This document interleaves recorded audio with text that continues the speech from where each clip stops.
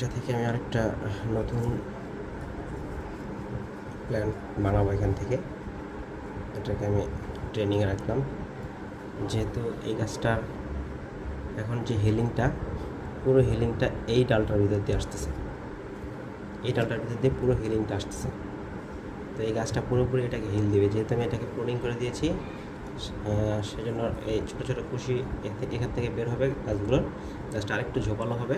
সাথে সাথে আমার এই যে ডালটা আছে, এটাকে আমি ট্রেনিং পিরিয়ডে রাখলাম।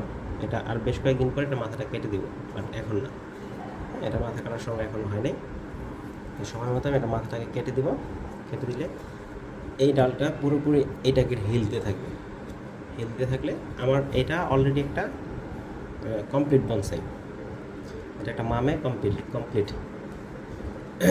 তো এটাকে আমি এভাবেই রাখবো। এটা থেকে আরেকটা মামে তৈরি করার জন্য প্রথমে আমি এই ডালটাকে সিলেক্ট করছি। এটাতে প্রচুর পরিমাণ হিল হচ্ছে, যার কারণে ব্রাঞ্চটা অন্যান্য ব্রাঞ্চ থেকে অনেক মোটা।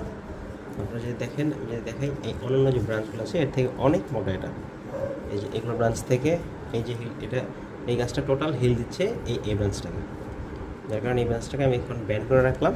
আমি আরেকটু বাঁকায় দেবো, তাহলে গাছটা দেখতে সুন্দর লাগবে আর বোঝা যাবে না।